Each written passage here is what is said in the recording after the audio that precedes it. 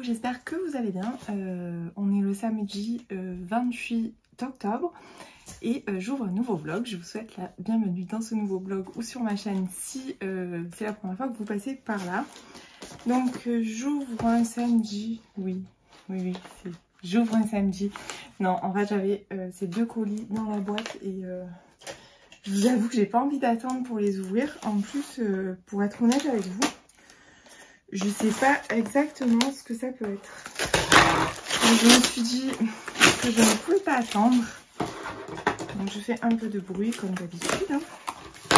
Voilà, j'avais pas envie d'attendre. Ah oui, donc celui-là je l'attendais. Alors on va lever ça. Et que chacun se mette à danser de Jessica Zimmerman aux éditions Nami. Donc il est sorti il n'y a pas longtemps. Il a dû sortir là tout récemment. Je crois qu'il est sorti en milieu octobre, un truc comme ça. Alors je vais vous lire la 4e de couverture. Éternelle amoureuse de chanteurs d'aujourd'hui décédés, Elliot n'a toujours été que la fille de ses parents, sans jamais construire sa propre vie. À 73 ans, alors que ses parents ont depuis longtemps rejoint les idoles de sa jeunesse, les fantômes de John Lennon, d'Elvis, de Clo-Clo et de Mike Brandt sont les seuls confidents. Jusqu'au jour où elle tombe sur une publicité pour les séances de karaoké thérapie. Dans la salle de karaoké, à la décoration insolite d'un restaurant chinois, Elliot rencontre Elisa, Vincent, Pierre et leur mystérieuse coach Valérie Anne. Ils n'ont rien en commun, si ce n'est leur amour pour la musique et leur besoin viscéral d'être écoutés. Mais peut-être trouveront-ils dans cette aventure les oreilles attentives dont ils ont besoin pour faire redémarrer leur vie. Porté par des personnages inoubliables et décalés, un roman réconfortant sur le pouvoir thérapeutique de la musique et du chant. Ce roman à la fois tendre et facétieux qui donne envie de saisir d'un micro et de chanter à tue-tête pour les gens qu'on aime. Voilà, ça me tentait beaucoup. Donc je remercie Jade des éditions Nami pour l'envoi de ce roman qui m'avait été proposé par Eric Poupée et j'avais complètement, je sais pas, je suis passée complètement à côté et puis d'un coup je me suis dit... Et voilà, donc je remercie Jade vraiment pour l'envoi. Je vais le lire tout de suite, je pense. Ce sera sûrement ma prochaine lecture une fois que j'ai terminé mon livre en cours. Alors ensuite, j'ai celui-là. Mais là, vraiment, je ne sais pas du tout ce que c'est du tout. Alors, je vais encore faire du bruit. On va regarder. Ça, c'est quoi cette enveloppe? C'est de... Oh là là, trop contente. Ah, mais celui-là, je l'attendais avec grande impatience. Je suis extrêmement contente. Les secrets de la femme de ménage de Frida McFadden. Donc, je vous ai parlé il n'y a pas longtemps. J'ai lu le tome 1. Je crois que c'était juste la femme de ménage d'ailleurs. Oui, la femme de ménage. Et d'ailleurs, j'avais lu le tome 1 parce que je savais que je devais recevoir le tome 2. Donc, j'ai vraiment hâte parce que le premier, je l'ai dévoré. Et je pense que ça va être à peu près pareil pour celui-là. Je sais pas si je peux vous lire du coup la 4e de couverture, mais oui, je pense que oui. Tout a commencé par un simple boulot de ménage et maintenant, ça pourrait bien se terminer avec mon sang à éponger sur le plancher. C'est une chance inespérée pour Millie d'avoir décroché un nouveau travail. Chez les Garrick, un couple fortuné qui possède un somptueux appartement avec vue sur New York, elle fait le ménage et prépare les repas dans la magnifique cuisine. Cela paraît trop beau pour être vrai, et effectivement, la femme de ménage ne tarde pas à déceler quelques ombres au tableau. Son patron, Douglas Garrick, est d'humeur de plus en plus changeante. Et pourquoi sa femme Wendy reste-t-elle toujours enfermée dans la chambre d'amis? Le jour où Millie découvre du sang sur une chemise de nuit, elle ne peut plus rester les bras croisés. Quelque chose se trame dans cette maison, une situation à laquelle Millie n'est pas préparée et qui pourrait bien se retourner contre elle si elle continue de vouloir découvrir les secrets des autres. Addictif et machiavélique, le nouveau roman par l'autrice du phénomène de la femme de ménage. Alors j'ai adoré la femme de ménage, c'est un énorme coup de cœur, je vous l'avais dit. Je l'avais lu en même temps record. Je crois que j'ai lu en début de mois, là j'ai lu il y a peut-être 3 semaines il me semble. Et voilà, donc en fait j'avais lu en prévision de recevoir le tome 2 qui a tardé un petit peu à arriver, il y a eu un petit souci apparemment aux éditions City, mais voilà, je suis ravie de le recevoir. Donc il est déjà paru depuis le 4 octobre, donc il est sorti le même jour que le livre poche donc du premier tome. Donc c'est pour ça moi j'avais pris le premier tome à sa sortie en me disant je lirai au pire les deux d'affilée. Donc voilà, je suis ravie de l'avoir reçu. Je remercie chaleureusement Eric Poupé s'il passe par là et les éditions City pour l'envoi de ce roman. Voilà, donc je vous remontre. Hop. Ces deux magnifiques réceptions. Je vous avoue que je suis vraiment trop contente. Deux livres que j'attendais avec impatience et que j'ai hâte de découvrir. Alors, j'ai des updates lecture à vous faire, mais je n'ai pas le temps parce que je dois partir. Donc, je vous reprendrai, j'essaie de vous reprendre demain pour vous faire des updates lecture. Donc, il faut que je vous parle du Petit Lynx de Nathalie Bianco que j'ai terminé hier. Et j'en profiterai, je pense, pour vous parler également de « Et le bonheur arriva du froid » de Carole Cerruti, où il me reste à peu près 100 pages à lire et que j'adore. C'est une comédie romantique d'hiver, puisqu'on n'est pas dans une période de fête, mais par contre ça se déroule en Finlande avec la neige et le froid et une héroïne qui n'est pas du tout habituée à ça. Mais voilà, c'est très sympa, j'aime énormément et j'ai hâte de vous en parler. Donc j'essaie de vous reprendre demain pour vous faire ces deux updates lecture. Sur ce, je vous dis à plus tard. Et coucou, j'espère que vous allez bien. On est le lundi 30 octobre. Donc non, je ne suis pas revenue ce week-end. Bon voilà, donc il fallait s'en douter que hier, le dimanche, vraiment, c'est un peu compliqué. Et puis j'en ai profité pour lire ce week-end. Voilà. Donc ce week-end, j'ai pas mal lu. J'en ai profité aussi pour voir un petit peu des choses chez moi que j'ai pas le temps de faire la semaine. Enfin voilà quoi, j'ai fait tout un tas de choses et du coup j'ai pas eu, vraiment je vous avoue, j'ai eu un petit peu la flemme de reprendre la caméra. Mais voilà, c'est pas grave, je vais vous parler de toutes ces jolies lectures aujourd'hui. Comme vous pouvez le voir, ça a quand même été un week-end assez chargé. Bon, le dernier je l'ai pas terminé, hein. Il me reste 50 pages, même pas. Voilà, alors on va commencer par Le Petit Lynx de Nathalie Bianco, paru aux éditions 6e. Je crois qu'il est sorti le 25 ou le 26 octobre. Donc c'est tout récent. Vous pouvez désormais le trouver en librairie. Et je n'ai qu'un conseil à vous donner. Foncez découvrir ce roman, mais surtout découvrir Nathalie Bianco, c'est son 4e roman. Il n'y en a qu'un seul que je n'ai pas lu, c'est Les Petites. C'est son premier roman. Sinon, j'ai lu Les Printemps et Ce Déquet que j'ai absolument adoré. Alors ici, on va être un petit peu dans la peau de Faisal, qui est un petit garçon de 10 ans, d'origine algérienne, qui vit dans une cité.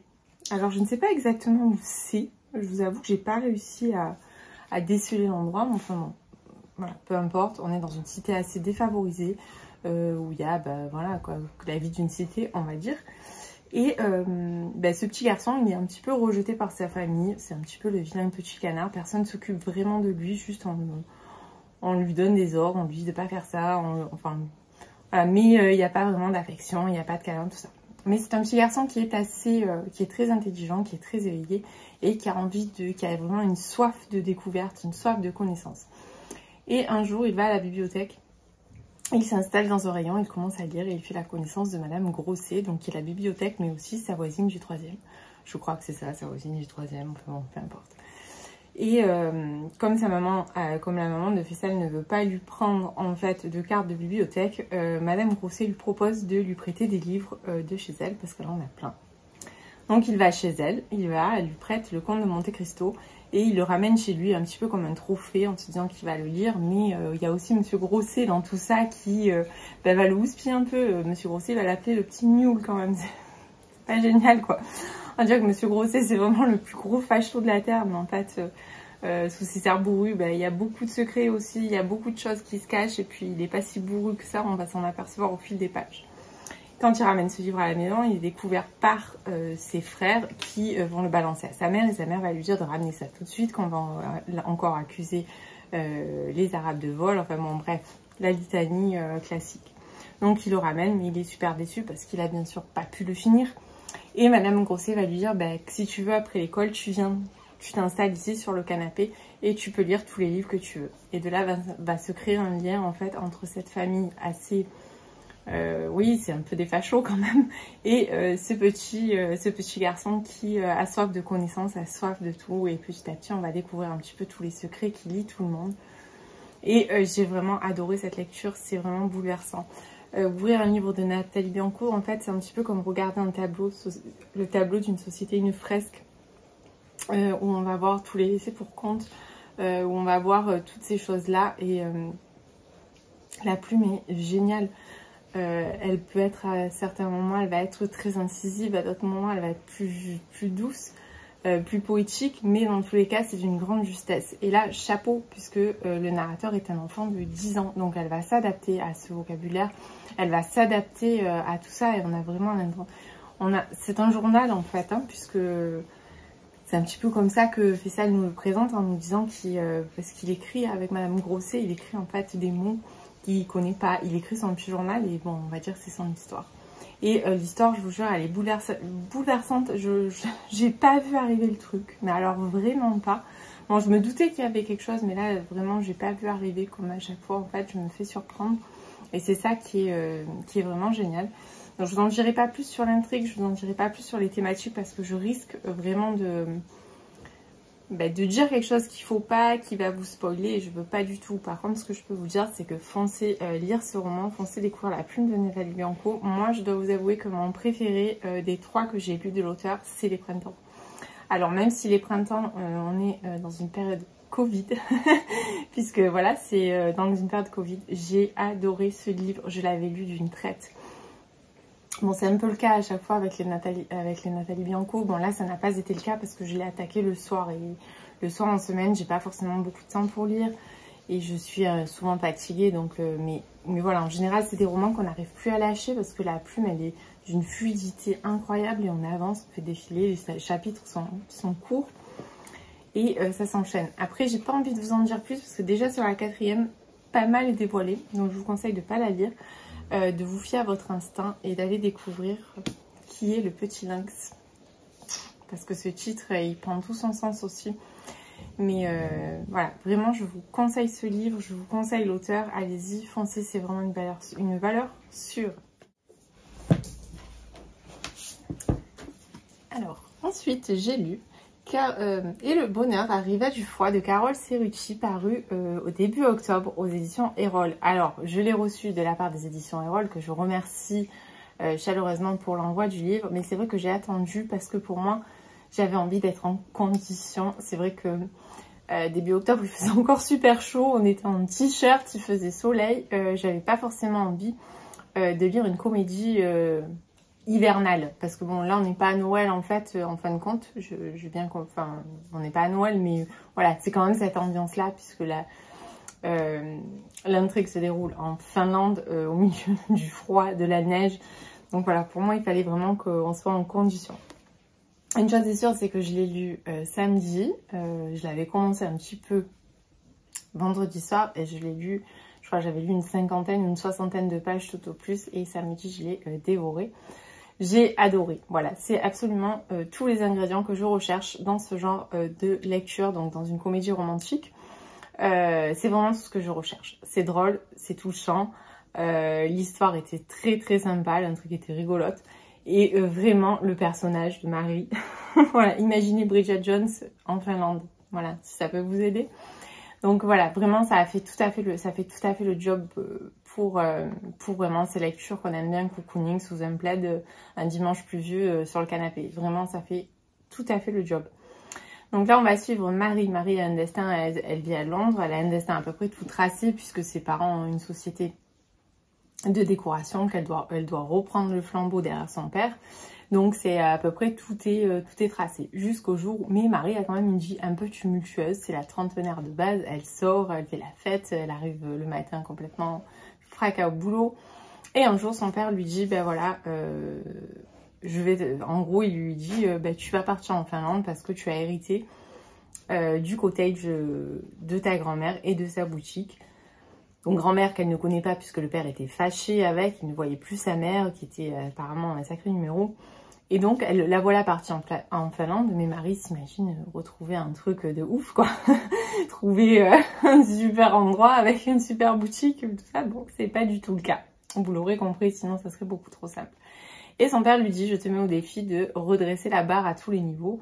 Et à ce moment-là, ça voudra dire que tu seras prête pour reprendre le flambeau de la société. Donc je sais plus le nom de la société, j'ai oublié. Mais bon, c'est pas très important.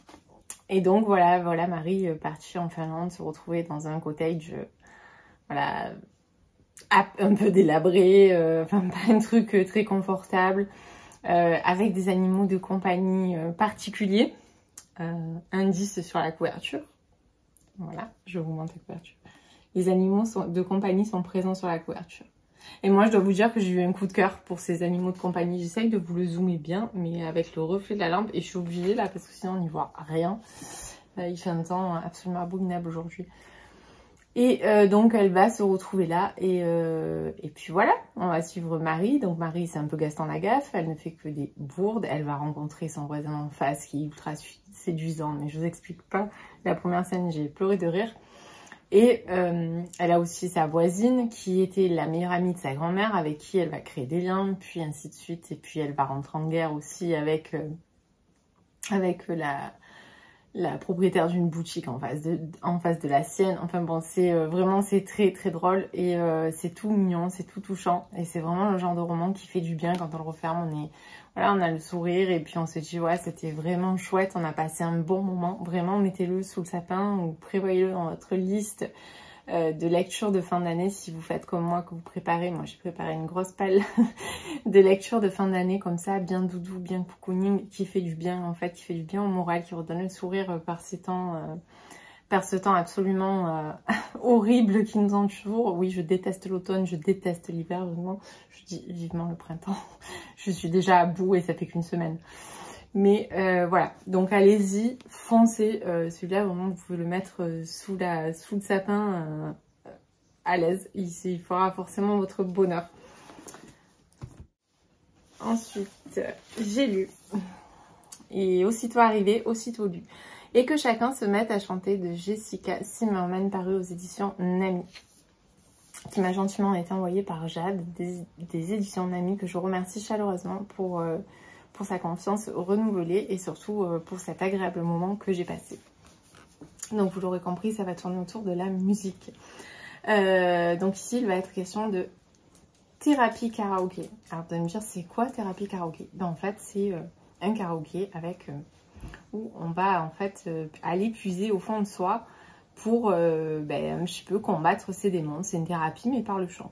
On va dire ça comme ça. Donc on va rencontrer Eliette, qui est une septuagénaire qui est un petit peu, même beaucoup passé à côté de sa vie, hein, parce qu'elle s'est...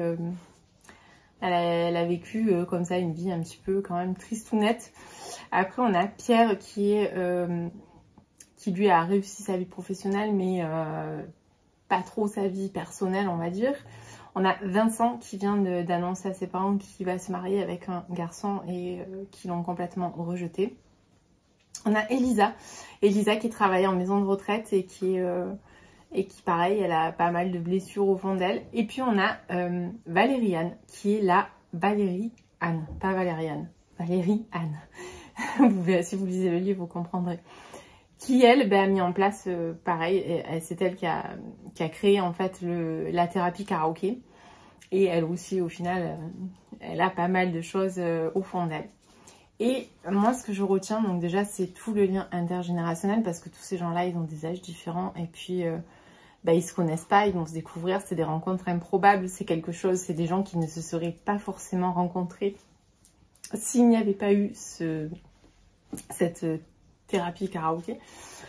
Mais je peux vous dire que quand j'ai refermé, j'avais les larmes aux yeux et le sourire en même temps, parce que c'est le genre de lecture qui fait du bien, déjà par rapport à toute la bienveillance qu'il s'en dégage.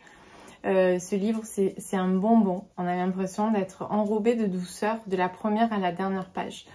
J'ai adoré les liens qui se créent entre chacun de ces personnages, j'ai adoré le fait qu'on mette la musique au cœur de ce roman, parce qu'on a plein de morceaux qui nous reviennent, on a des paroles de chansons, on a des titres de chansons et puis ça nous rappelle forcément quelque chose. Je sais que pour moi la musique c'est très important, j'en écoute tout le temps, j'aime beaucoup écouter de la musique, alors de tout, hein, j'ai pas de goût particulier, de goûts spéciaux, vraiment ça peut être de tout.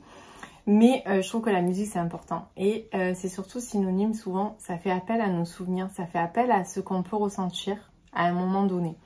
Je sais pas si je m'exprime bien, mais moi des fois j'entends des morceaux de musique et ça me rappelle un moment que j'ai vécu bon, mauvais ou triste ou joyeux, peu importe. Mais je veux dire, je trouve que la musique quand même joue vachement sur nos souvenirs, sur les choses qu'on peut ressentir.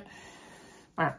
Et du coup, j'ai trouvé ça génial que la musique soit au cœur du roman. J'ai trouvé génial tous ces personnages, tous ces petits morceaux de vie en fait qui s'assemblent d'un coup, qui ont aucune raison de s'assembler, mais finalement bah, c'est détonnant quand ils s'assemblent parce que ça va faire naître de belles amitiés, ça va faire naître de belles choses.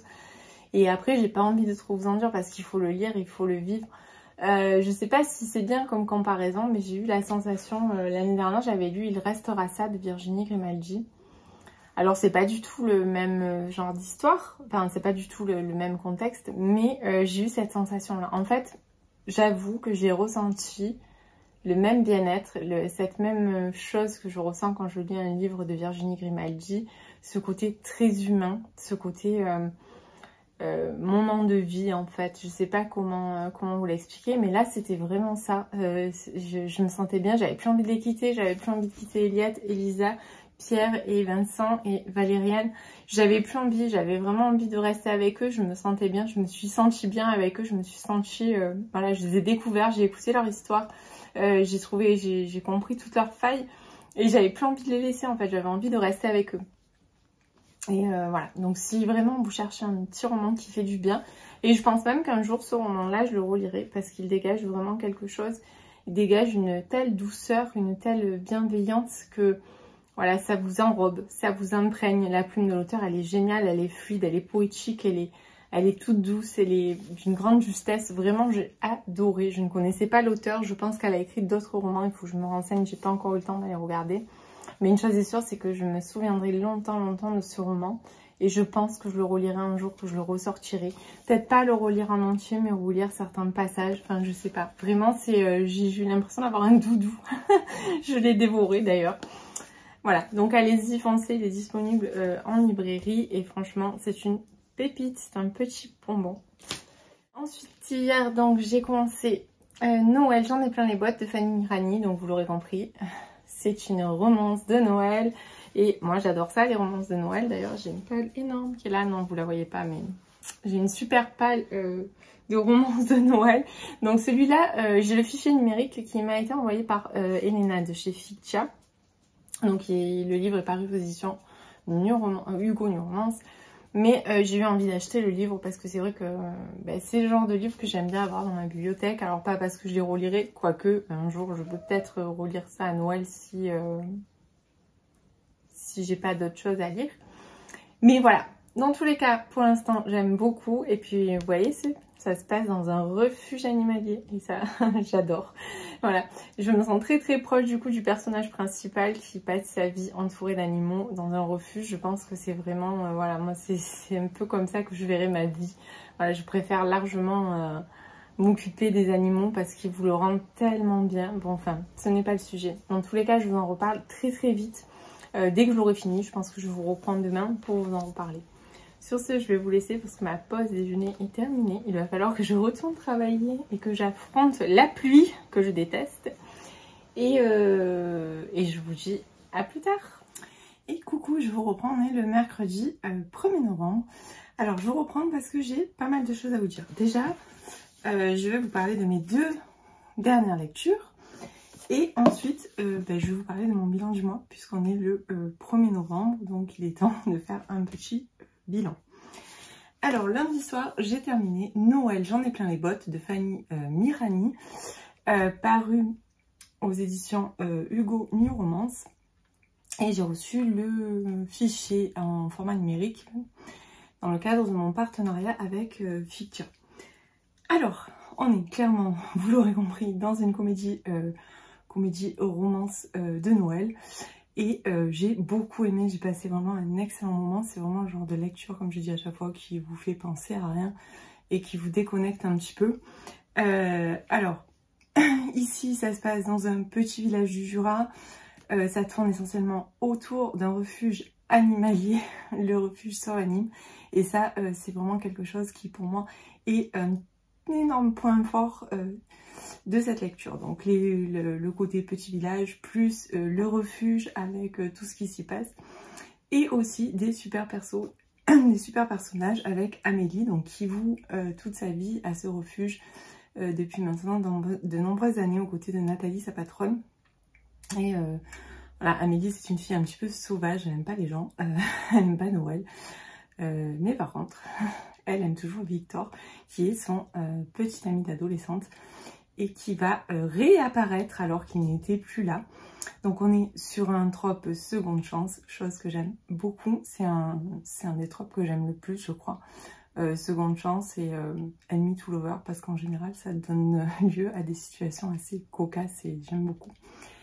Donc là ils vont se faire un petit peu la guerre, il y a de belles réparties, de belles joutes verbales entre les deux et c'est vraiment sympa. Et vraiment le côté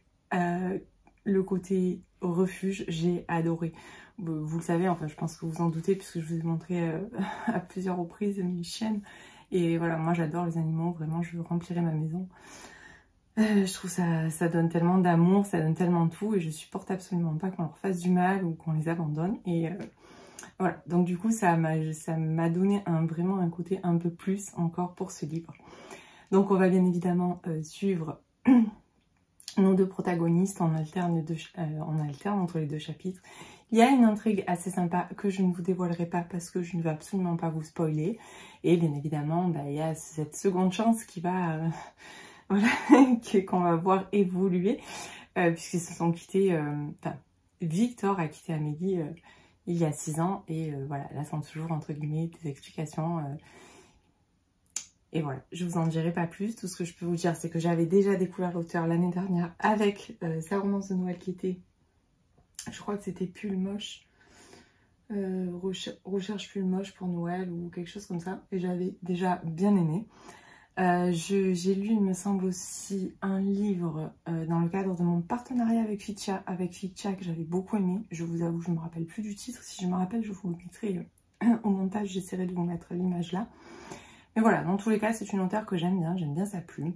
Là, ici, on a des moments drôles, on a des moments très émouvants. Et voilà, franchement, c'est bien mené. Et bon, bien sûr, on connaît tous la fin, on se doute de la fin à chaque fois, forcément. Mais c'est le but, un petit peu, on le sait quand on ouvre ce genre de lecture, on sait forcément qu'il va y avoir une fin happy end, on le sait. Donc voilà, mais c'était très sympa, vraiment, si vous recherchez, si votre palle n'est pas encore terminée pour les romances de Noël et que vous aimez ça, je vous conseille fortement de l'ajouter à votre palle parce que vous passerez forcément un agréable moment. Ensuite, j'ai lu Les secrets de la femme de ménage de Frida McFadden aux éditions City, qui m'a gentiment été envoyé par les éditions City et par Eric Poupé, que je remercie s'il passe par là. J'attendais ce livre avec impatience parce que je ne sais pas si vous vous rappelez, mais au début du mois, j'ai lu le tome 1 en prévision du tome 2. Puisque l'année dernière, je ne sais pas pourquoi, mais je suis passée à côté de ça. Et vraiment, je me demande encore comment j'ai pu passer à côté de ça parce que vraiment, j'adore ce genre de thriller psychologique, domestique même, je dirais, puisque c'est quand même pas mal en huis clos. Mais c'est vraiment addictif au possible. Alors, j'ai vu passer certains avis qui disaient que le tome 2 était moins réussi, que c'était un chemin un peu répété. Moi, j'ai pas trouvé. J'ai pas vraiment trouvé que le schéma... Alors, la construction est certes assez proche de ce qu'on avait pu rencontrer avec la femme de ménage, mais j'ai trouvé que c'était quand même bien différent de ce qu'on avait... L'intrigue est quand même pas mal différente. Donc, je vous en dirai pas plus. Tout ce que je peux vous dire, c'est qu'on retrouve Millie, que Millie s'est remis un petit peu de ses aventures du premier tome. Mais que voilà, elle galère toujours, donc elle fait toujours des ménages chez les gens. Mais maintenant, elle a une petite amie, enfin bon, elle essaye d'avoir une vie un peu plus réglée. Et puis voilà, elle va encore... voilà, elle s'est donnée pour mission de sauver les femmes en danger. Et elle va poursuivre sa mission. Mais là, voilà, après, je peux pas vous dire grand-chose parce que je vous spoilerai vraiment l'intrigue. Je crois qu'il y a 4 parties dans le livre. On alterne entre différents points de vue. On a 4 parties, on remonte en arrière, puis on revient. Enfin, c'est vraiment...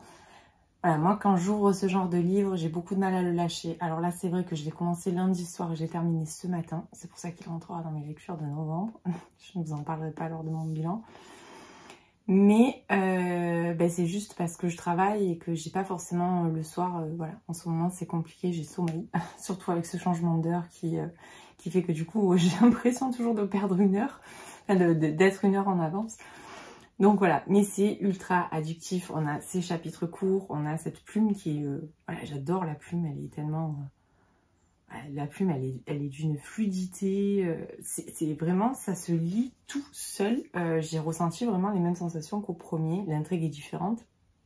Alors certes, c'est vrai, j'ai pas le coup de cœur que j'ai eu pour le premier, mais je pense juste parce que c'est le deuxième et que je les ai lus quand même de manière assez rapprochée, donc on est toujours dans le même style de livre, hein.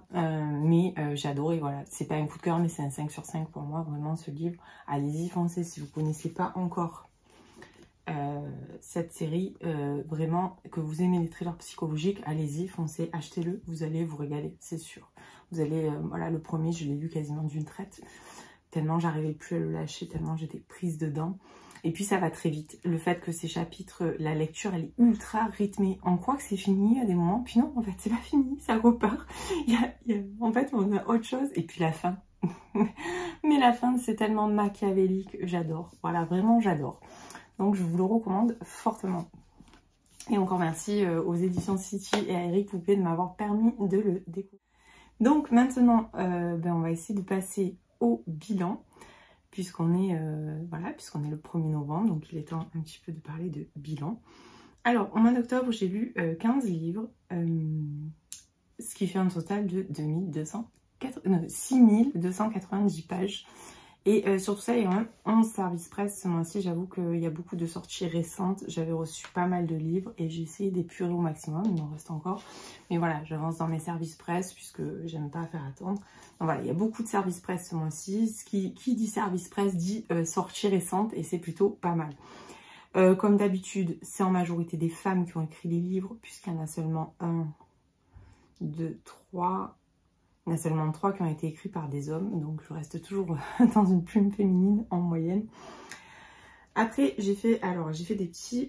j'ai eu pas mal de coups de cœur ce mois-ci aussi. Hein. Il y a beaucoup de 5 sur 5, il y en a quand même 1, 2,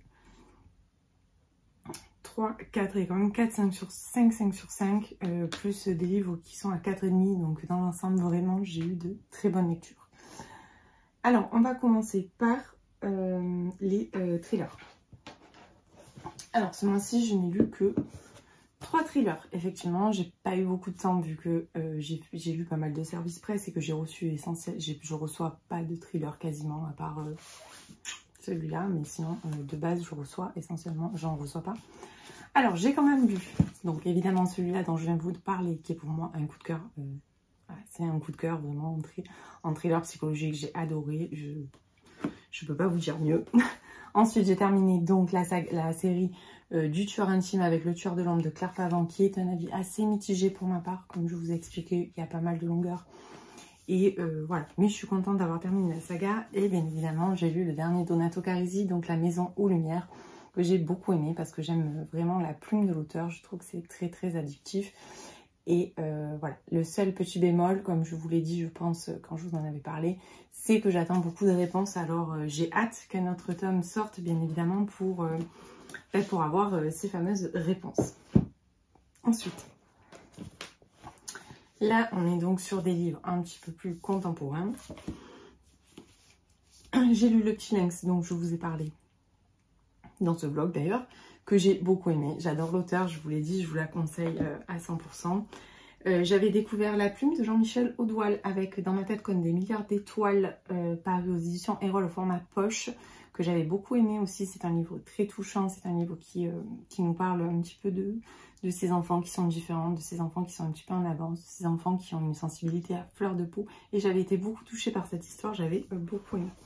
Ensuite, j'ai découvert enfin les éditions Nami, il était temps, parce que cette maison d'édition me faisait de l'œil depuis pas mal de temps. Mais voilà, j'ai eu la chance de recevoir Le Restaurant des recettes oubliées, deuxième service d'Isashi Kashiue, donc il y a de la littérature japonaise. J'ai eu la chance de le recevoir en service presse et j'ai eu la chance de recevoir aussi celui-ci. Et d'ailleurs, j'en ai acheté aussi ce mois-ci qu'il faut que je lise.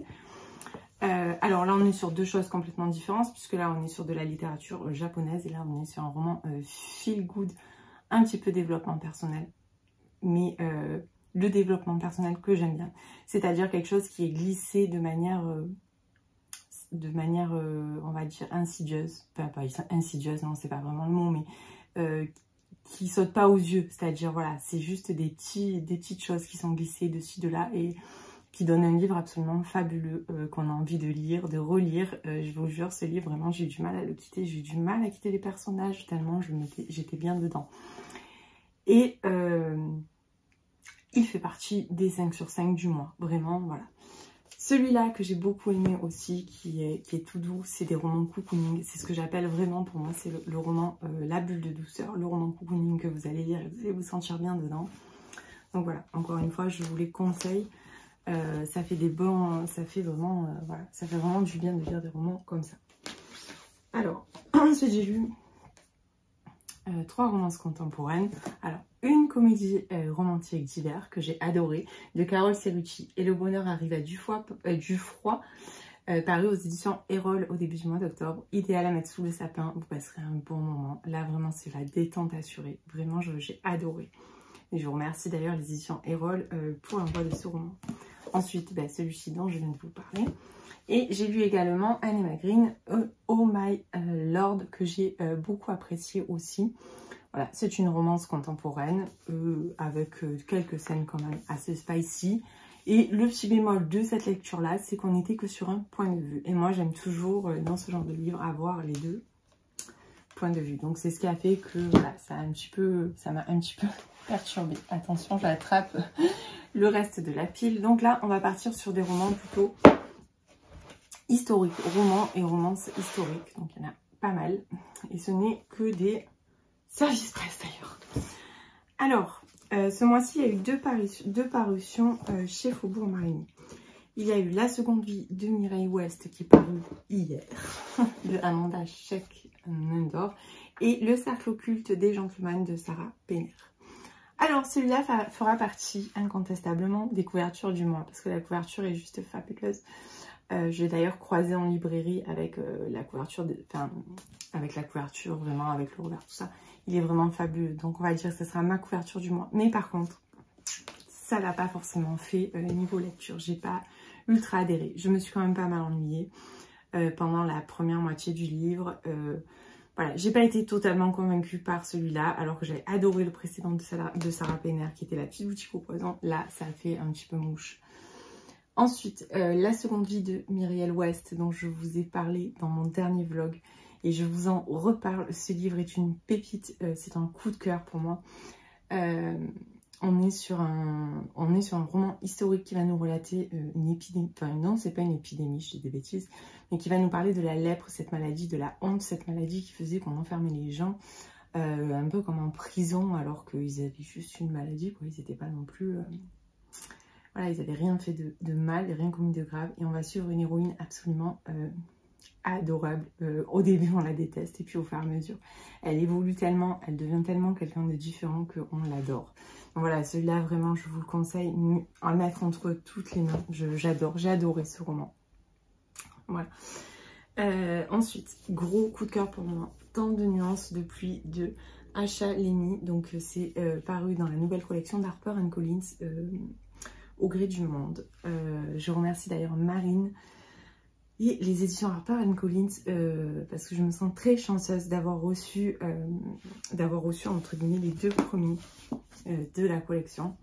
Et celui-là, vraiment, je vous en avais parlé, je pense que, voilà, je vous ai parlé forcément, je vous en ai parlé dans un vlog. Nori est juste génial, je ne peux que vous conseiller ce livre. Il est touchant, bouleversant, voilà, j'y pense encore et pourtant je l'ai lu au début du mois. Donc celui-là, par contre aussi... couverture du mois, donc au niveau des couvertures du mois, je les trouve vraiment... je pense aussi que ça vient du fait que j'ai beaucoup aimé le livre, mais voilà, on peut pas faire autrement. Ensuite, j'ai lu Café Angel, Nouvelle Ère de Anne Jacob, paru pareil chez Harper & Collins dans cette nouvelle collection au gré du monde.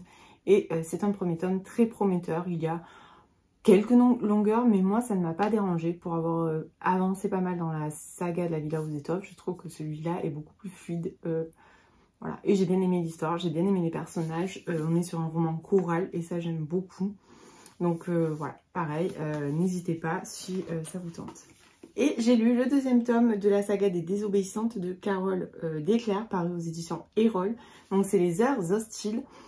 Pareil, ben, j'étais très contente de reprendre cette saga. J'ai vraiment hâte d'avoir le tome suivant parce que la fin nous laisse sur un cliffhanger de fou. Voilà, donc on est pendant la Seconde Guerre mondiale. On est entre Paris et Berlin et c'est vraiment très très sympa. Donc voilà pour mon bilan, je pense que c'était plutôt pas mal quand même. Je suis assez contente puisque je me suis rendu compte que l'année dernière, fin décembre, j'étais à 162 livres lus et là, fin octobre, je suis à 155 et 156 avec celui-là, donc de début novembre.